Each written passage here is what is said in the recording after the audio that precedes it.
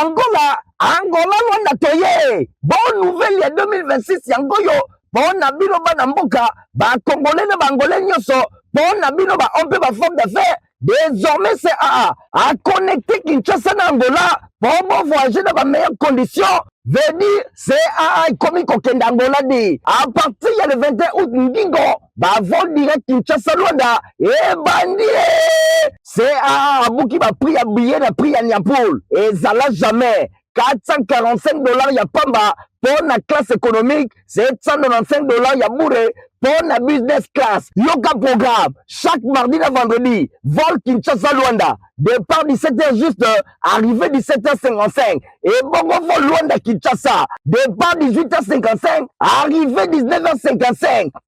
C'est à l'obé sans paix pour la mapata. Rendez-vous le 21 août, Masolo Fongwame, Banangola, Banalonda, Toza Koyae, Ouj Mundu d'Angola, Ouj Créance d'Angola, Tamuzavir. C'est à Mfumu.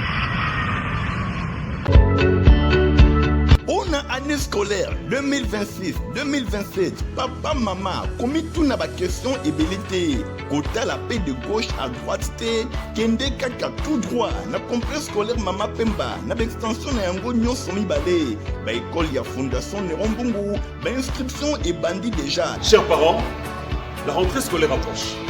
Les meilleurs cadeaux que nous pouvons offrir à nos enfants, c'est la bonne éducation, la bonne instruction. Et pour cela, nous sommes au groupe scolaire Mama Pemba 1 et 2. Amenez vos enfants pour leur avenir. Amenez vos enfants pour la meilleure formation. Amenez vos enfants pour la bonne instruction. Amenez vos enfants pour un avenir meilleur. Le complexe scolaire Mama Pemba est ouvert. Le complexe scolaire Mama Pemba ouvert pour vos enfants, pour notre bonheur. Venez nombreux. Venez inscrire vos enfants. Et ça va poser des la télévision, on a vu pour la colonne Folinga, la journal, il y a peu pour la peuple. Merci, na fidélité, peu confiance pour continuer à causer à l'ango, na journal, na bibliothèque pour la journal, la mardi, pour nous, c'est une occasion, il y a la festivité, il y a son 6e anniversaire, il y a l'indépendance de Gabon, des chefs de l'État, Félix Antoine Tshisekedi Tshilombo, il y a assisté qui m'a lundi, na Libreville, na défilé militaire, qui est organisé, na esplanade de la Concorde, en tant qu'invité d'honneur, il y a président Brice Kotler, chef de l'État, il a participé à l'inauguration à un monument où il aura manqué en hommage à Georges Damas Atlak, Ouazaki compositeur, il y a hymne national gabonais. Tobé Tabongo Masolo est le premier ministre, Madame Judith Soumina Toulouka, a président qui va lundi na primature réunion moko. Il y a Kafou réunion technique qui consacrée à l'évacuation. Il y a riposte pe na nengeni bakoko sala pleine d'intervention pour le virus Ebola. Héritier Mapinde Migor Ntingo, parce que nous avons des détails. Premier ministre Judith Soumina Toulouka a présidé lundi na primature réunion technique consacrée à l'évaluation et riposte et adaptation et à plan d'intervention. Ministre de la Santé et Prévoyance sociale Samuel Roger Kamba accompagné les membres et équipe de riposte local à professeur Jean-Jacques Mouyembe va présenter qui na chef du gouvernement évolution et situation et nouvelle orientation oyo ezali envisagé pour renforcer réponse sanitaire. Nasuka évaluation 3 axes majeurs yango ezalaki examiné local à renforcement de mesures médicales pour compléter les sous en complément de santé publique usuelle, prise en charge salariale et amélioration ya communication auprès de la communauté. Ministre de la Santé a levé l'équipe recherche en cours sur des vaccins spécifiques contre souche bundibugyo oyo bazali kosala recours na bantu rétrovirus susceptible ya ko utiliser yango na prise en charge de malade. Bosimba ke réunion oyo et permettra qui peut valider barème ya prise en charge salariale et ba médecins, infirmiers et ba prestataires mosusu bazali mobilisé contre épidémie ya Ebola. Ba établir barème moko ya prise en charge salariale pour ba médecins, ba infirmiers et ba oyo nyonso bazali kosala mosala ndenge docteur Roger Kamba atalisi. Communication et 3e axe majeur oyo ezali bongo premier ministre asengi na équipe ya riposte baye bana ko renforcer qualité ya cohérence pe ya communication pour na lutter contre infodémie pe lisusu ba information à lokuta to ba rimer oyo ezali ko fragiliser adhésion ba communauté na ba mesures sanitaires oyo ezwami plan ya communication et kozala intensifié pour la sensibilisation à la population pour améliorer compréhension pe ba mesures ya prévention nyonso pour préparer option oyo ezali envisager liboso na ba inquiétude oyo ezali komona na pour la propagation épidémie vers capitale ministre de la santé alobi a rassurer bato pe asengi renforcement ya vigilance kino lelo yo 0 cas na ville ya Kinshasa elingi koloba soki ba continuer ko renforcer ba mesures biloko ebele to ba chance ebele et kozala po ete Ebola et comme na Kinshasa te ba dispositif ya surveillance lokola pour renforcer fleuve Congo environ 65 km ya Kinshasa boye poste sanitaire oyo ya contrôle désormais pour na ba embarcation en provenance ya ba zone oyo ezali concerné pour na ko vérifier ba passager na bo komi na bango na capitale après 3 mois ya riposte gouvernement azali ko piloter nouvelle approche pe ba perspective ya adaptation du ba dispositif ya évolution ya épidémie nyonso wana ba mesures médicales ezali kozwama pour na protection ya ba équipe première ligne surveillance épidémiologique pe communication renforcée auprès ya population. Na masolo etali son excellence Didier Mazenga mokanzi wa zali bongo ministre ya tourisme boye bakeye asalaki inauguration ya bâtiment ya sika ya Istem Mwanza na territoire ya Masimanimba oyo atongi yango na misolo na ye moko. Michael Bristo tapesi bilova detail. Mobange na ambiance oyo bozali komona boye ezalaki nango kaka te pona collation des grandes académiques ya ba étudiant ya Istem Mwanza kasi ezalaki nde kotalisa koko na sengo ya komona véritable bijou oyo ya bâtiment pimpant neuf ndenge boza komona veut dire ya sika oyo excellence Didier Mazenga Mukanzo ministre ya tourisme fils du terroir bobenga ye l'homme de Kisalu na ntwala kutuba na nima bakisele lo mos actions concrètes atongeli bango na ba moyene moko propre ti na ye moko asalaki mobembo ya molai ti awa na Institut supérieur de technique médicale Istem Mwanza na mokuse pona kopalpe du doigt na réalité pe kopesa ngo officiellement na comité de gestion milulu esalemaki na présence ba autorité locale pe judiciaire ya ndenge na ndenge lokola ancien vice gouverneur ya province ya Kwilu administrateur du territoire ya Masimanimba ya représentant ministre ya enseignement supérieur et universitaire ya chef de secteur ya Bindungi corps académique pe bongo na bongo ba discours ya ndenge na ndenge esalemaki avec un pacte pe idéologie si mabalekanaki na cérémonie ya coupure ya ruban symbolique et pendant ye moko les boxeurs politiques excellence Didier Mazenga Mukanzo accompagné pene na ye na directeur général ya Istem Mwanza Danwa Kandongo Kimwanga oyo accompagné ki lisusu ministre ya tourisme na visite ya bâtiment ko banda na bâtiment administratif ndenge ka boza komona koleka na ba auditoire ya très bonne qualité ti awa na salle ya ba matériel médicaux mingi ya maternité nasuka excellent Didier Mazenga Mukanzo l'homme de Kisalu na ntwala kutuba na nima alelisaki lokole elela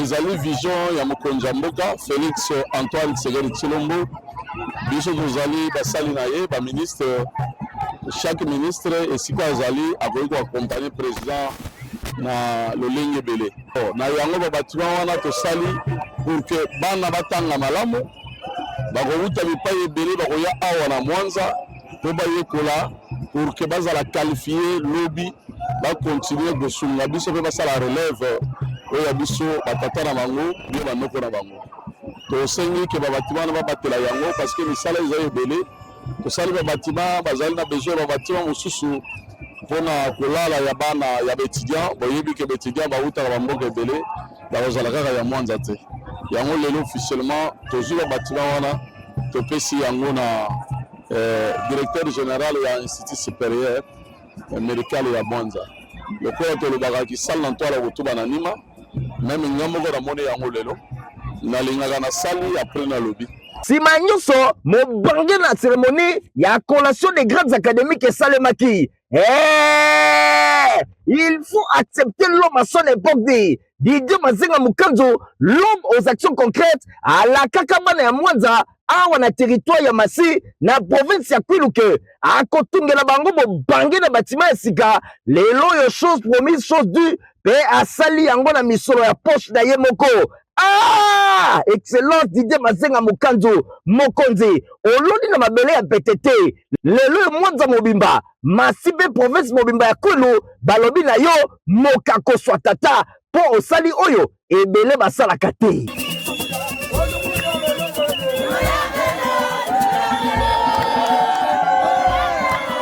Marcelo Moussous pour le passage il y a vice-premier ministre, ministre de l'économie nationale, Daniel Moukoko Samba, na province de Sankourunde, délégation ministère, il y a économie, na guichet unique, il y a création, il y a entreprise, bango va procéder 17 au 13 août 2026, kuna Namboka Lusambu na opération, na état formalisation, ministre na likambo etali secteur informel héritier mapindo mi Fabrice no ba détail.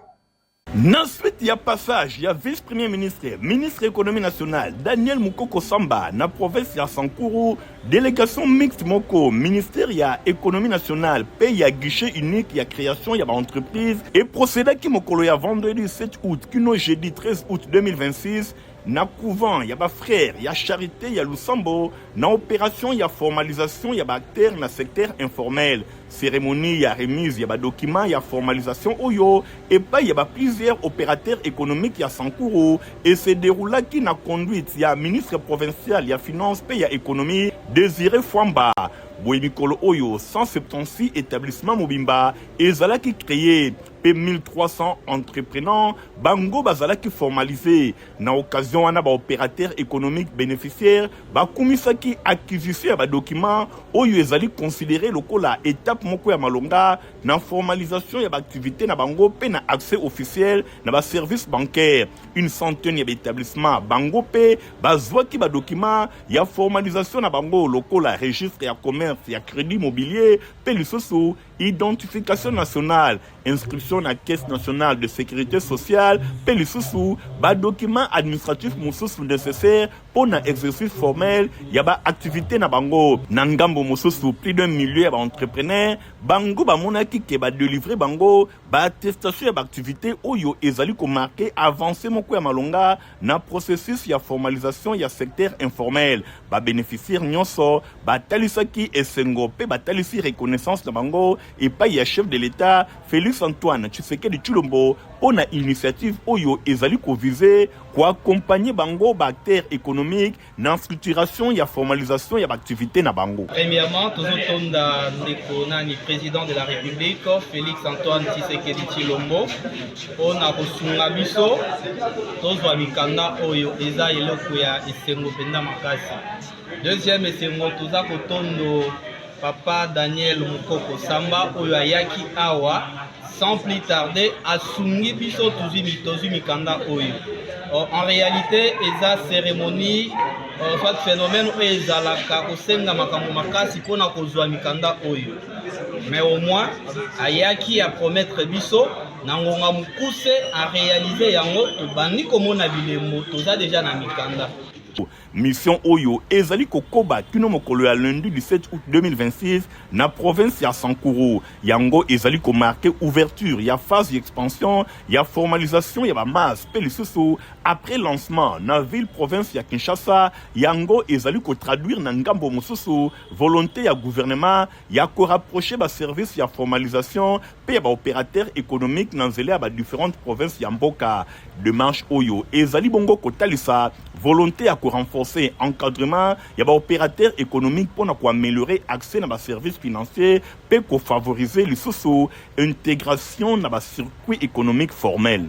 Meilleur élu, il y a ville ya Kinshasa, honorable Hermione Bolumbe, azalaki bongo na commune ya Kisensonga bape matete pona kokabola ba fourniture scolaire pe ba parasol et pas ba commerçante. Fabrice Ndombi azalaki sima na bango. Na terrain de ezali esika asesantaka à l'aise après Kingabwa Pembanzalemba et longo na ba salutiste député national maire élu ya ville ya Kinshasa Hermione Bolumbe ye azana te akopé maté azalaki na commune ya Kisenso et pas wapi ayamba makina ba électeur na ye pe ba membre ya Fondation HBO Global Social Protection Eli Yamo Amba avant à remercier que chef de l'État pour na bétonnage ya Avenue Moulele oyo ezali ko permettre désormais pour na relier commune ya Matete et longo na commune ya Kisenso en moins de 5 minutes. Kolela le chef de l'État ayoki kolela na biso tango na bande ko ya ba mama ezali kaka nzela docteur Bolumbe nzela mais bomoni nzela basali biso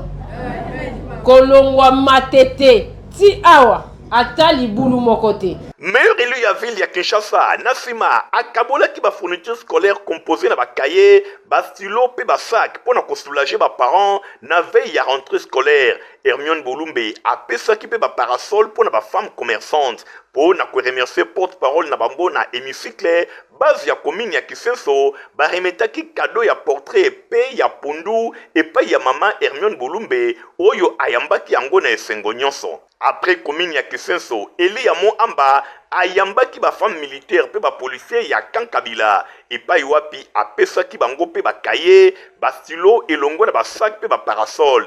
Dimanche, meilleur élu ya ville ya Kinshasa asambela kinzambe na église Christ en vie oyo ezwami na commune ya Ngaba et pa iwapi apesaki pe lo ya ba fourniture scolaire pe ba parasol pour na ba vendeuse. Toujours na commune ya Ngaba, meilleur élu ya ville ya Kinshasa akabola ki ba fourniture scolaire na base na ye na école Ebenga. Peli susu avant wana Hermione Bolumbe azalaki na commune ya Matete pour na même exercice na bibebu ezalaki kaka phrase moko na ngambu ya base na ye longonya honorable Hermione Bolumbe. Taumela kaka ye mususu te kaka ye na sepeli makasi nzamba pambola ye mona mama na biso boye nzamba pambola ye aleka aumela aposana ka biso bana na yete na générosité légendaire oyo azalaka na yango asuka kaka na belecteur na YouTube meilleur élu ya ville ya Kinshasa bazomisela bino na libenga na ye ba fourniture scolaire pour na 57 enfants mobimba scolarisés pe lisusu biloko ya kolia pe enveloppe. Hermione Bolumbe a remetaki pe enveloppe moko ekuba pour na intervention chirurgicale ya mwana moko oyo azana hernie. Après les enfants d'abord, orphelinat cri de l'orphelin ya Congo, yango pe e yambaki honorable Hermione Bolumbe, ba fourniture scolaire pe ba ji elongo na biloko mosusu ya kolia, yango pe e pesamaki. En tout cas, doute ezali soki mokete pour na maman Hermione Bolumbe, tango ya ba vacances parlementaires, ezalaka synonyme ya redevabilité pour na ye elongo na base na ye. Asole telefone sotobe ba capitaine Sele Kamango ya Susiat Ngamaba na commune ya Ntsele ya Tsaki maboko na bilenge oyo baza ko terroriser population bolanda rapport. Effectivement, que ça Ntsele na Susiat Ngamaba sikanga imai na simbi commandement. Et ça lui passe comme on a écrit à bala mobe oyo bilenge mibali oleba luka misala kosala bakei na site ya batu trouble bakati et gérante bilamba babotoli mbongo tout ce que vous voulez là gérante à l'hôpital. Alors tango papa ya gérante oyo azape policier lieutenant na mbongo azoluka na pashe aye kofunga nde tokiti sur lele totie bango maboko toye na bango lobi lengi bazokende na qui de droit pour compétence et pour que ministère public aye bakodepartage bango puisque bato ya boye nangi komona bango te na juridiction na mokonzi alingi kimia ezala.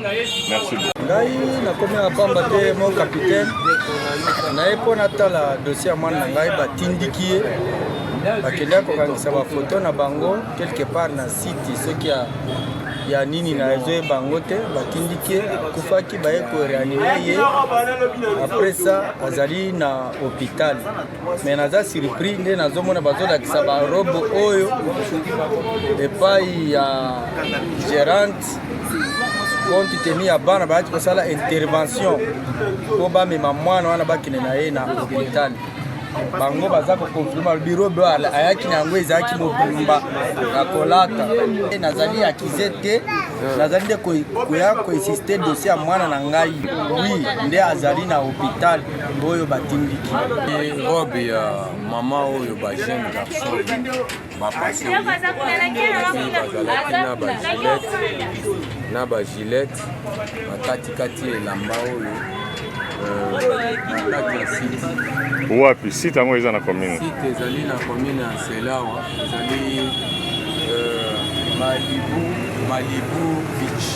Malibu Beach na Nsele awa na plaza kaka aux environs na biso ya Canada esalemi na ngonga nini esalemi na 17h na ba 17h de violence wana esalemaki eke mwana mwasi wana ntango akwei esepelisaki mpe bango te lomoto oyo omoni wana basali soulèvement bazalaki na kati comme baclient donc comme baclient ntango bamoni ndeko mwasi wana akwei ale ye alingaki atindika moko na biso oyo toyaki na ye oyo te donc babandi menace avec de gilette poto oyo euti mpe na maboko kaka na bango bagilete donc banda koagrese mama wana na mbongo na ye nyonso azalaki na yango ya misala asalaki ekei na masolo etali éducation boboke mpona année académique 2026-2027 boleka na bongo na université catholique ICC dans Akam.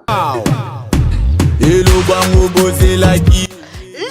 na pédagogie paix à réussite aïe Université chrétienne catholique ICC dans Akam a fongoli déjà ma porte nango bonne année académique 2026-2027. Toujours na système LMD, licence, master, P doctorat, na vacation à jour, P à soir. Kuna bazan na sciences informatiques, sciences de la santé, sciences administratives et politiques, bazan pe na droit, sciences économiques et gestion, sciences de l'information et de la communication. Soit bango na ba adresse Oyo, campus ya Selembao. Arrêt dépôt, référence en diagonale Nakin Marché sur bypass numéro 26 na commune ya Selembao. Campus ya Mongafula. Arrêt chambre froide, entrée Mokole numéro 16 P8 sur avenue Ngeba na commune ya Mongafula. Campus ya Tiango et Somi Bongo na boulevard Lumumba numéro 415 na commune ya Kimbanteke. L'inscription est allée, les portes sont ouvertes de 8h jusqu'à 16h. Donc, pour les cas, base d'inscription. Et nous lançons un appel aux parents et puis aux nouveaux diplômés. Bazana côté Lengana, par-ci par-là. Donc, baya cause inscription. Parce que c'est l'université chrétienne catholique dans Akam. Nous avons nos valeurs chrétiennes qu'on ne peut jamais oublier. L'université à bas prix. Ce qui botali bien à bas affiche na biso nyonso. Les frais académiques ici, L1, c'est $150. Donc, nul par ailleurs, c'est seulement ici chez nous. Nous sommes une université vraiment à moins cher. Venez vous inscrire parce que les frais académiques sont au prix abordable. Venez car les places sont vraiment très limitées.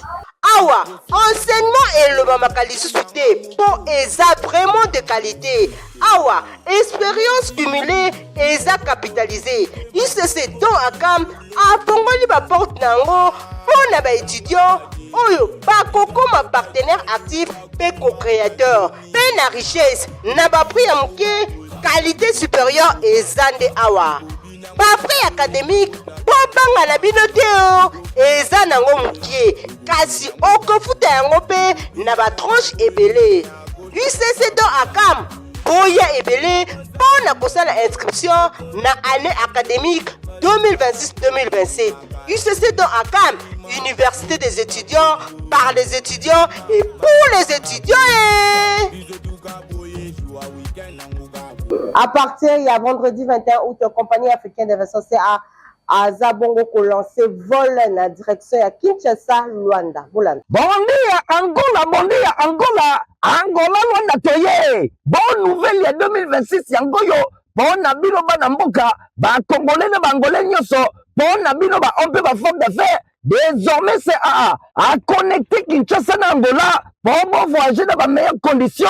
Veut dire, CAA est comme Kokenda Angola dit. À partir du 21 août, Ngingo, vol direct Kinshasa Luanda. Et bandi, CAA a bouki ba prix à billet, na prix à Niapoul. Et ça l'a jamais. $445 ya pamba pour la classe économique, $795 ya bourré pour la business class. Yoga programme, chaque mardi et vendredi, vol Kinshasa Luanda. Départ 17h juste, arrivée 17h55. Et bongo vol Luanda Kinshasa. Départ 18h55, arrivée 19h55. CAA, alobi sampe pour ma pata. Rendez-vous le 21 août, Masolo Fongwame, Ban Angola, Ban Luanda, Toza Koyae, Us Mundu d'Angola, Us Créance d'Angola, Tamu Zavir.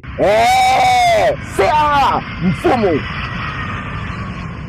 La masolo etali inscription mo bakena itemat ndolo kuna inscription za kokoba se kokoba. Inscription 2026-2027 na Institut technique de météorologie, aviation et télécommunication, itemati binza na mokuse e bandiye. Yoka, itemati binza et dapia insta, bazali organisé par formation technique ya ndenge na ndenge, oyo ezali kobimisa bana na bino ba ingénieur, awa na Kinshasa, formation technique na niveau ya humanité, ezalaka kaka awa na itemati binza et dapia insta, kobanda na première séance na 6e des humanités selon appellation ancienne, par section ezali boye, aviation civile, mécanique générale, mécanique auto, électricité générale, électronique, radiotransmission, agronomie, météorologie et environnement, coupe couture, construction, innovation et kotimbula oyo na EPST, pauti na approche par compétence, pe basculer na approche par situation, et la kisi, formation na domaine technique et comme plus ma pratique ndenge yemoko, fait des études ya itemati binza Louis Kabangu alobi.